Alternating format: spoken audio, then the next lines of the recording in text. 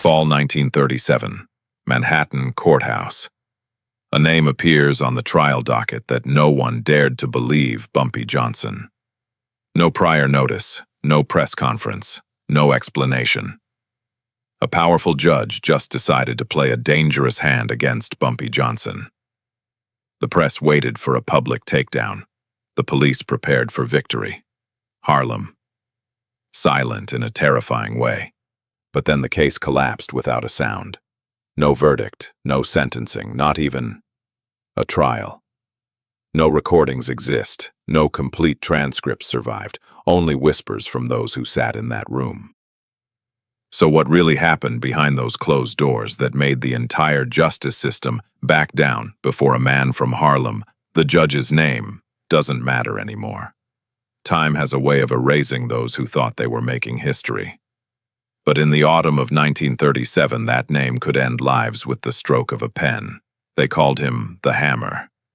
Not to his face, never to his face, but in the whispers that followed every sentence he handed down.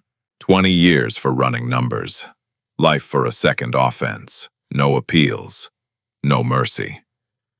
His courtroom was where Harlem men went to disappear, and he was proud of it. But here's what most people didn't understand. The Hammer didn't swing himself. Someone else's hand was always on the handle. Someone in City Hall. Someone who needed headlines. Someone who needed to prove that even Harlem-defiant, unconquerable Harlem could be brought to heel. The pressure had been building like steam in a closed pipe. The mayor was facing re-election. The police commissioner was dodging corruption charges. The district attorney's office was bleeding credibility after 3 high-profile cases collapsed in spectacular fashion. They needed a win, a big one, a public one, the kind that made voters forget everything that came before. And they needed a villain. Not just any villain, they needed a symbol. Bumpy Johnson. His name came up in every meeting, every strategy session, every late-night phone call between men who thought they ran the city. Not because he was the most violent, there were plenty more vicious than him.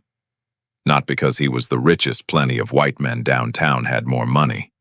But because he represented something they couldn't tolerate: a black man who refused to ask permission. Who built an empire without bowing. Who commanded more loyalty in 6 blocks of Harlem than they commanded in the entire city. That was the real crime. Not whatever charges they'd eventually fabricate. The crime was existence without submission. So they built their trap. It took 3 weeks. 3 weeks of prosecutors working overtime. 3 weeks of police officers finding evidence. 3 weeks of witnesses being encouraged to remember things they'd never seen. The charges themselves were almost irrelevant: extortion, conspiracy, racketeering. Words that sounded serious in a courtroom, but meant nothing on the streets. What mattered was the theater, the spectacle, the message. And they wanted to send that message fast. No preliminary hearings, those could be challenged. No grand jury, too many chances for leaks. Just a trial date on the docket that appeared one morning like a declaration of war. October 23rd, 1937, 9:00 a.m., Manhattan Criminal Court. People versus Johnson. The speed was intentional. Catch him off balance. Give him no time to prepare. No time to organize. No time to do whatever it was he did that made witnesses disappear, and evidence vanish, and cases fall apart like wet paper. This time would be different. The Hammer reviewed his evidence thin as tissue paper, but it would hold long enough to get a conviction. He rehearsed his rulings, practiced his stern expressions in the mirror, prepared the speech he'd give when sentencing came down. 20 years minimum. Maybe life. Cameras would be there. Photographers. This would be front page. This would be his legacy. In the courthouse hallways, prosecutors couldn't hide their excitement. They spoke in loud voices, confident tones. They talked about celebration dinners already, about promotions coming, about political careers launching from this single case. One junior prosecutor, fresh from law school, asked his supervisor a question. What if Johnson has a defense we haven't considered? The supervisor laughed.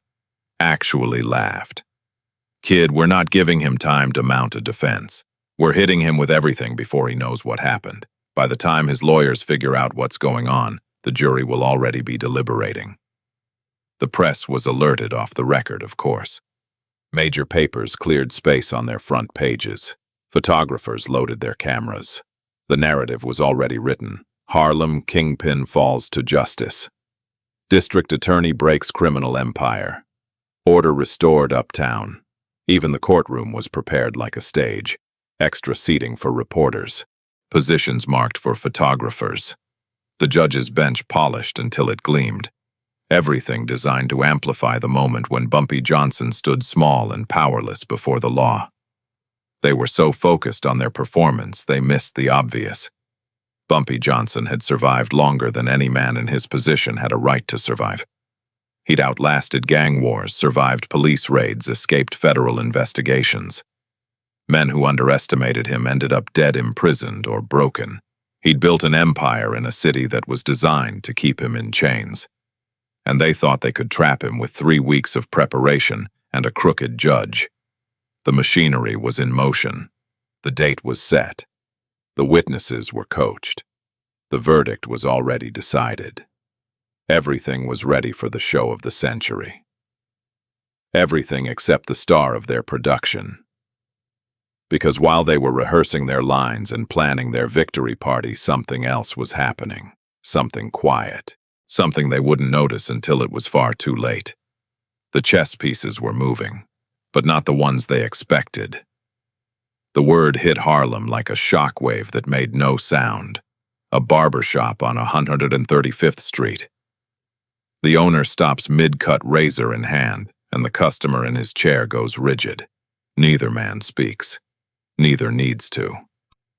A numbers runner making his rounds freezes when he hears. His hand grips the paper slips in his pocket. For 3 full seconds, he doesn't breathe. A woman at a newsstand reads the small notice buried on page 9 of the Amsterdam News. Her fingers tighten on the paper until they shake. She buys it without speaking, walks home without looking up, and when her husband asks what's wrong, she just hands him the paper and watches his face change. They're taking Bumpy to trial. 5 words that should have triggered chaos, should have sparked rage, should have sent people flooding into the streets demanding answers, justice, blood. Instead, Harlem went silent. Not the silence of fear, not the silence of surrender. Something far more dangerous than either. The silence of men who've just been given their orders without a single word being spoken. The police expected riots. They'd prepared for them. Extra patrols were deployed throughout Harlem, officers in full gear ready for violence. Commissioner briefings discussed worst-case scenarios, firebombings, mass demonstrations, organized resistance. They'd even positioned snipers on rooftops just in case. What they found instead chilled them more than riots ever could. Nothing. Coffee shops stayed open, serving the same customers at the same times. Pool halls ran their games without interruption. Street vendors hawked their goods with the same energy. Jazz clubs kept their regular schedules. To an outside observer, Harlem looked exactly like it always did. But if you knew what to look for, you could see the currents beneath the surface. Conversations that stopped mid-sentence when strangers approached. Glances exchanged across crowded rooms that carried entire discussions. Men who usually talked constantly becoming suddenly economical with words. Regular customers at certain establishments ordering drinks they'd never ordered before, signals in a language the police couldn't read. One detective, a 20-year veteran who thought he understood Harlem, reported to his supervisor, "It's too quiet. Something's wrong. They're planning something." His supervisor dismissed it. "They're scared. They know we've got him this time." The detective wasn't convinced, but what could he say? That he had a feeling that the silence felt intentional, that organized in a city that already believed Harlem criminals were too disorganized and too impulsive to plan anything sophisticated, who would listen, and Bumpy himself. He became a ghost. Not hiding, that would send the wrong message. but not visible either. A few people saw him, brief encounters. A conversation outside a church that lasted less than 30 seconds. A figure in the back seat of a passing car, visible for just a moment before the vehicle turned a corner. One witness later described it like this: "He wasn't hiding from anyone, he was just everywhere and nowhere. Like he wanted you to know he wasn't scared, but he wasn't giving them anything to point at either." The few words he did speak were always the same. Stay calm, handle your business, let them think they're winning. But there were meetings. There had to be. They happened in church basements, in the back rooms of grocery stores that never seemed to close, in apartments where the shades stayed drawn and visitors entered through back doors. Locations that changed every night. Meetings that no one ever talked about, even decades later. A young man who'd been recruited as a lookout for one of these meetings recalled, "I stood outside for 3 hours. Maybe 20 men went in. I never heard a single raised voice. Not one. When they left, they didn't leave together. They left one at a time, minutes apart, walking in different directions. I didn't even know what I was guarding until years later. The police tried to infiltrate, sent informants, offered money protection, whatever it took to get someone inside those meetings. Every single one came back with the same report. I couldn't get close. Every time I tried, people just moved. Not aggressive, not suspicious, just moved. Like there was an invisible wall I couldn't cross." One informant, a man who'd successfully infiltrated 3 other criminal organizations, told his handler, "These aren't criminals planning a crime. This is something else. This is organized, like military organized. I've never seen anything like it." 3 days before the trial, something happened that should have been noticed. A regular at a bar, known to be connected to Bumpy's operations, came in, ordered his usual drink, sat quietly, finished it, and left a tip that was exactly triple his usual amount. The bartender later said, "I looked at that money, and I knew. Everything was handled. Everything was in place. I didn't know what everything meant, but I knew it was done." That same night across Harlem, similar signals appeared. A flower shop that had been closing at 6 p.m. for years suddenly stayed open until midnight. A newsstand that never sold out of papers sold out by noon. Small things, meaningless to outsiders. But to those who knew the language, each one was a message. The police increased their presence. More patrols, more surveillance, more pressure. They were waiting for the explosion, the retaliation. The violence that always came when you backed powerful men into corners. It never came. Instead, Harlem just kept breathing. In and out. Calm. Patient. Waiting for something the police couldn't see and wouldn't understand until it was far too late. One officer stationed on a corner in the heart of Harlem wrote in his report, "The neighborhood is eerily calm, almost unsettling. It's like everyone knows something we don't." He was right. They all knew something. They knew that Bumpy Johnson didn't need them to riot, didn't need them to fight, didn't need them to give the city exactly the excuse it wanted to justify whatever came next. All he needed them to do was wait. And trust. And stay absolutely, perfectly silent. Because silence in the right hands can be the loudest weapon of all. October 23rd, 1937, 7:45 a.m. The Manhattan Criminal Courts building opened its doors like it did every morning. But this wasn't like every morning. You could feel it in the air, electricity, anticipation, the sense that something historic was about to happen. By 8:15, reporters had claimed every seat in the press gallery.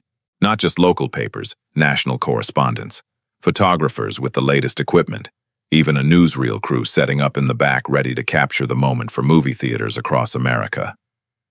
By 8:30, the public gallery was packed, standing room only. People who'd arrived late were being turned away by court officers. Outside, a crowd had gathered on the courthouse steps, unable to get in, but unwilling to leave. By 8:45, the prosecutors arrived. All three of them walking in together like prize fighters entering a ring, perfectly dressed, perfectly confident. The lead prosecutor carried his files like they were gold bars. When a reporter called out, asking if he was confident about a conviction, he smiled and said, "I'll let the evidence speak for itself."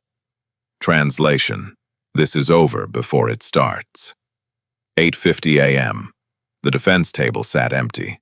No lawyers, no Bumpy Johnson. Nothing. The prosecutors exchanged glances. One of them shrugged, probably trying to make an entrance. 8:55 a.m. Still nothing. The reporters started whispering among themselves. Court officers checked the hallways. Empty. The prosecutors' confidence flickered just for a second before they reinforced it with knowing nods to each other. 8:00 a.m. The trial was scheduled to begin. The judge hadn't emerged from his chambers. Normal. Judges often ran a few minutes late, let the tension build, let everyone settle in. The prosecutors used the time to arrange their files one more time, rehearsing their opening in whispers. 9:05 a.m. No judge. 9:10 a.m. The whispers in the press gallery grew louder. The prosecutors stopped pretending to review files and started glancing at the door to the judge's chambers. 9:15 a.m. The court clerk emerged from a side door, moving fast. Too fast. She went straight to the prosecutor's table, leaned in, whispered something. The lead prosecutor's face changed in an instant. Confidence shattered. He pulled back, stared at the clerk. "What?" She repeated it. "That's impossible." She said it again, slower. The prosecutor looked at his colleagues. They looked back with the same confusion spreading across their faces like poison. One of them started to stand, then sat back down, unsure what to do. A reporter called out, "Is there a problem?" The prosecutor stood, buttoned his jacket, composed himself with visible effort. When he spoke, his voice was controlled, but you could hear the cracks underneath. "The court requires additional time to review procedural matters. The trial has been postponed pending further review." "For how long?" "That will be determined." "What procedural matters?" "I'm not at liberty to discuss ongoing case details." "Is Bumpy Johnson even here?" The prosecutor didn't answer. Just gathered his files, not carefully now, just grabbed them and headed for the side exit. His colleagues followed. They moved like men leaving a burning building. The courtroom erupted, reporters shouting questions, photographers trying to get shots of the empty defendant's table. The court officers calling for order while looking confused themselves. Within 10 minutes, the courtroom was empty. The show everyone came to see had been canceled without explanation. The newspapers that had cleared their front pages scrambled to rewrite. "Trial postponed in Johnson case" appeared on page 17 of the Times. 3 paragraphs. No details, no explanation. Most papers didn't mention it at all. But that's not the real story.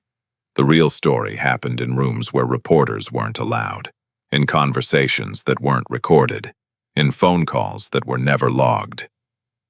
The collapse started 3 days before the trial was set to begin. Day 1. The star witness, the foundation of the entire case, called the district attorney's office, said he needed to clarify his previous statement. When they brought him in, his story had changed. Not completely, just enough. "I think I saw," became. "It might have been," became. "I can't be certain." They pushed him. He broke, started crying, said he couldn't testify, said he'd been mistaken, said he was sorry, but he just couldn't be sure anymore. Day 2. 2 of the arresting officers discovered inconsistencies in their reports. Dates didn't match. Times were impossible. Details that seemed solid in September looked fabricated in October. When Internal Affairs started asking questions, both officers suddenly requested transfers. Out of Manhattan, out of New York, entirely. Day 3. The physical evidence went missing. Not stolen that would require an investigation, just misplaced. In transit between storage facilities. Would be located soon, just not in time for trial. The evidence clerk who'd signed for it couldn't be reached for comment. He'd called in sick, would be out for at least a week. But those were just the visible fractures. The invisible ones went deeper. A prosecutor received a visit from a union rep he'd never met asking pointed questions about how certain evidence was obtained. Nothing threatening. Just questions. But questions that suggested someone knew things they shouldn't know. A court clerk mentioned to a colleague that her cousin, a cop, was being investigated for something. Wouldn't say what. But the look on her face suggested it was serious. A judge's secretary took a phone call. Someone asking about a previous case the judge had handled. Very specific questions about judicial misconduct, about evidence tampering. Nothing direct, nothing actionable. Just questions that lingered like smoke. None of it connected. That was the genius. There was no conspiracy to trace, no single source to investigate. Just 1,000 small problems appearing simultaneously, each one deniable, each one explainable, but together creating an avalanche. The night before trial. The Hammer sat in his chambers reviewing the case file one final time, and for the first time he saw it clearly. Every piece of evidence was compromised. Every witness was uncertain. Every legal theory had holes you could drive a truck through. He'd been so focused on the performance he'd missed the obvious: he had no case. If he went forward, he'd lose. Publicly. Spectacularly. The defense would tear apart every shred of evidence. The jury would acquit. And worse, far worse, the appeals process would expose every shortcut, every planted piece of evidence, every coached witness. They'd wanted headlines. They'd get them, but not the ones they wanted. The Hammer made a phone call to the district attorney. That conversation lasted 17 minutes. No one knows what was said, but when it ended, the decision was made. Postpone. Indefinitely. Cite procedural concerns. Never explain. Never admit. Just make it go away. At 9:00 a.m., on October 23, 1937, when the judge was supposed to take the bench, he was instead on the phone with City Hall explaining why there would be no trial, why there would be no headlines, why their carefully constructed case had collapsed like a house of cards in a hurricane. And in Harlem, when word spread that the trial wasn't happening, something remarkable occurred. Nothing. No celebration. No demonstrations. No victory speeches. Life just continued calm and steady, as if nothing had happened. Because in Harlem, everyone understood what the city was only beginning to learn. Bumpy Johnson had just won the most important victory of his life. And he'd done it without firing a shot, without making a threat, without ever showing up to court. He'd simply proven that in Harlem, the law couldn't be used as a weapon against him. Because he'd already learned to use their own system better than they ever could. The morning after the trial collapsed, the Manhattan district attorney sat in his office staring at a phone that wouldn't stop ringing. Reporters, city councilmen, the mayor's office, the police commissioner. All demanding the same thing, an explanation. He had none. How do you explain that a guaranteed conviction evaporated in 72 hours? How do you admit that your star witness suddenly couldn't remember what he saw? That your physical evidence vanished into bureaucratic limbo? That your arresting officers found fatal flaws in their own reports the night before trial? You don't, so he didn't. The case required additional review, he told the mayor. Procedural concerns emerged that needed addressing. What concerns? I'm not at liberty to discuss specifics of an ongoing investigation. There is no ongoing investigation. The case is dead. Silence. Because what could he say? The truth was impossible to admit. Someone had systematically destroyed their case from the inside, and they had no idea how. The mayor's voice dropped to a whisper. Did Johnson get to someone? We've investigated, found nothing, no bribes, no threats, no evidence of tampering. Then how? The district attorney had been asking himself that same question for 3 sleepless nights. I don't know. That admission, I don't know, spread through the criminal justice system like contagion. Within a week, 3 prosecutors from the Johnson case requested transfers. 1 to Brooklyn, 1 to the Bronx. One left the DA's office, entirely went into private practice, defending the exact people he used to prosecute. When asked why, he said he wanted a change of scenery. The real reason? Fear. Because if Bumpy Johnson could dismantle their case this thoroughly, this invisibly, then what else could he do? How deep did his reach extend? Who in their office could they trust? The paranoia became suffocating. Prosecutors stopped discussing cases in common areas. Judges started reviewing their clerks' backgrounds. Police captains began watching their officers for signs of divided loyalty. One senior prosecutor confided to a colleague over drinks, "I've spent 15 years building cases. I thought I understood how this worked. But Johnson, he played a game I didn't even know existed. And that terrifies me more than any criminal I've ever faced." The colleague nodded grimly. You know what the worst part is? We still don't know what game he played. Was it bribery? Blackmail? Did he have people inside our office, or did he just understand our own system better than we do? Neither man had an answer. The damage spread beyond individuals. The entire Manhattan criminal justice apparatus began treating Harlem cases differently. Defense attorneys noticed it first. Suddenly, prosecutors were more willing to negotiate. Judges were more measured in their rulings. Charges that would have been slam dunks 6 months ago were being reduced or dismissed. One defense attorney representing a Harlem numbers runner watched a prosecutor offer a deal that was absurdly generous. After accepting, he asked why. The prosecutor looked at him with exhausted eyes. Because I checked where your client is from.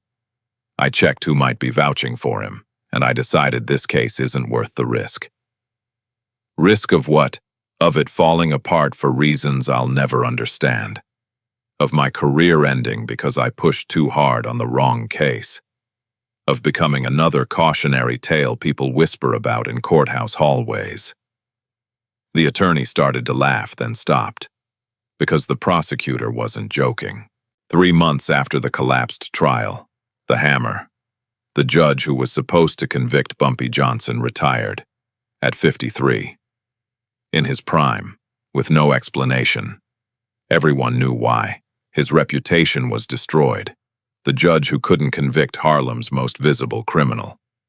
The judge who let the case of the decade collapse without a single gavel strike. No one said it out loud, but everyone understood his career was over the moment the trial was postponed.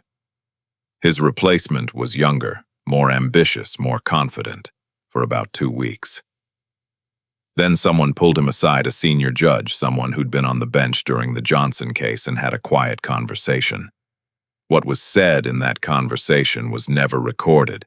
But afterward, the new judge's confidence evaporated. He became cautious, measured, especially careful with cases involving Harlem defendants. The message was clear: you can be ambitious, or you can be smart, but if you try to be both with the wrong people, you'll end up like the hammer. 6 months after the trial that never happened, something remarkable occurred. A policy memo circulated through the DA's office. Officially, it was about ensuring prosecutorial discretion and case integrity. Unofficially, everyone knew what it really meant. Don't pursue cases unless you're absolutely certain. Check your evidence 3 times. Make sure your witnesses are solid. And if there's any doubt at all, reconsider whether prosecution is worth the risk. One junior prosecutor read the memo and didn't understand. He asked his supervisor, "Isn't this just basic procedure? Why do we need a memo about it?" His supervisor looked at him for a long moment, then said, "Because we forgot. We got arrogant. We thought having the law on our side meant we couldn't lose. Bumpy Johnson reminded us that laws are just words on paper, and if someone understands those words better than you do, the paper becomes worthless. So we just give up. No, we get better. We stop assuming. We start respecting our opponents. Because that's what Johnson did that we didn't. He respected the system enough to learn it completely. Every rule, every loophole, every weakness. And when we came at him, he used our own rules to destroy us. The supervisor pulled out a file. The Johnson case, opened it. You want to know the most terrifying part? After 6 months of investigation, we still can't identify a single illegal thing he did. Not one. Everything that destroyed our case was technically legitimate. Witnesses recanting is legal. Evidence chains breaking is bureaucratic failure. Cops finding mistakes is good police work. He beat us without breaking a single law. He closed the file. That's what makes him dangerous, not violence, not corruption, intelligence. He's smarter than us. And until we're willing to admit that, we'll keep losing. The junior prosecutor left that conversation shaken. Because he'd just learned what everyone in the Manhattan criminal justice system was slowly accepting. Bumpy Johnson had changed the rules of the game. Not through force, not through fear, but through understanding. And the city's power structure, judges, prosecutors, police, politicians, all had to live with a new reality. There was someone in Harlem who played their game better than they did. They could arrest him, they could charge him, they could build cases. But they couldn't win. Not anymore. Not unless they were absolutely perfect. And perfection, they'd learned, was impossible, especially when your opponent already knew where every flaw in your armor was hidden. 30 years later, 1967. Bumpy Johnson walked through Harlem like a living legend. Young men stepped aside when he passed. Old women nodded respect. Shop owners waved. Children stared with wide eyes, listening to parents whisper, "That's Bumpy Johnson." Remember that name. He was 62 now, slower than his youth, but the power hadn't diminished. If anything, it had solidified into something more substantial than fear. Respect earned over decades. Authority that didn't need to be enforced because everyone simply accepted it. A reporter from Ebony magazine interviewed him that year, asked about his life, his influence, his legacy. Saved the most important question for last. In 1937, there was a trial. It never happened. People say you made it disappear. Is that true? Bumpy smiled. That same smile that had unnerved prosecutors 3 decades earlier. Trials happen every day, or they don't. That's how the system works. But this one specifically, the case collapsed in days. Witnesses changed stories. Evidence vanished. How did I showed up ready to defend myself. They decided not to prosecute. That's their choice, not mine. But people say a lot of things. Most of it's mythology. Stories get bigger over time. The truth is usually simpler and less interesting. The reporter pressed. So what is the truth? Bumpy leaned back considering. Then he offered something rare, actual insight. The truth is that systems have rules. And most people who run systems don't actually understand all their own rules. They know enough to use the system against others, but they don't know enough to defend against someone who studied those rules more carefully than they have. You studied the legal system. I studied everything: how cases are built, how evidence is gathered, how witnesses are prepared, how prosecutors think, how judges rule. I studied it the way a chess player studies openings, because I knew eventually someone would try to use that system against me. And when they did, I was ready. Not with guns, not with bribes, with knowledge. I knew their case better than they did. I saw the weaknesses before they did, and I made sure those weaknesses became impossible to ignore. That's it, knowledge. Bumpy's smile widened. That's everything. Power isn't violence, it's understanding. The man who understands the game best wins. Always. The interview was published, created a stir. But notably, no prosecutor ever challenged Bumpy's version of events. Because they couldn't. 30 years later, they still had no proof he'd done anything illegal. That same year, a law professor at Columbia used the Johnson case in a lecture about prosecutorial discretion. He laid out the timeline, the collapse, the aftermath, then asked his students, "What happened here?" Theories flew: bribery, intimidation, witness tampering, evidence destruction. The professor listened, then shook his head. All possible, none provable. Here's what we know for certain: a case that appeared solid fell apart when examined closely. Why?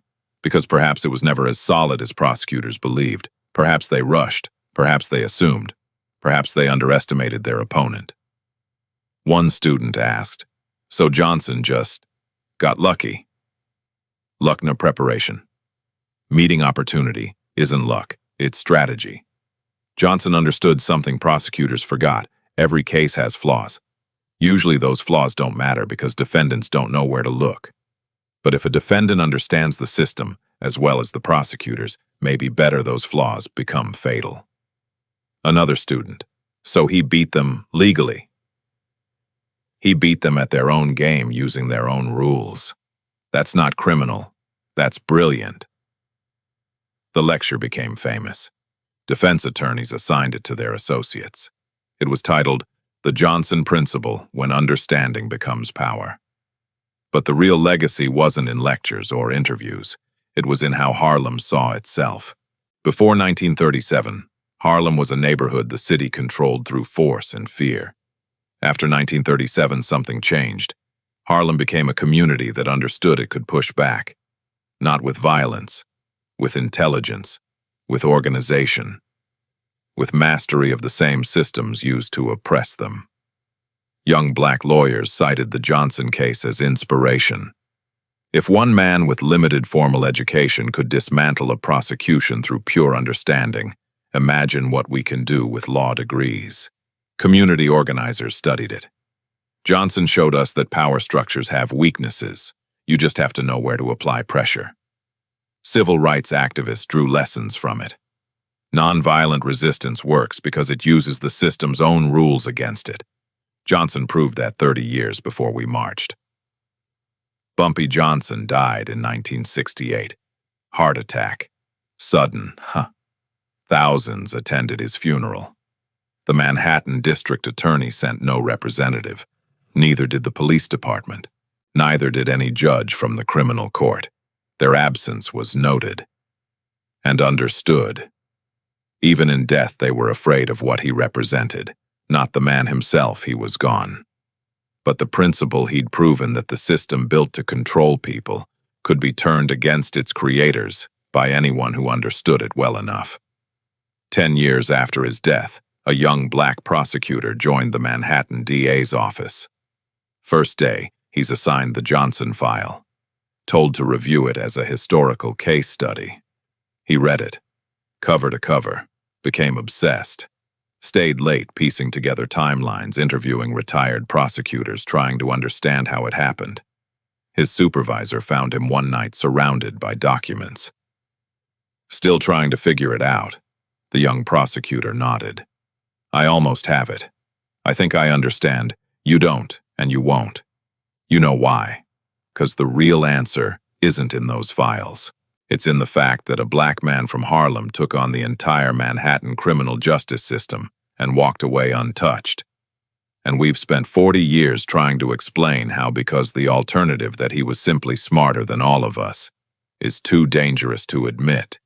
The supervisor closed the file. "Learn from it, but don't try to solve it.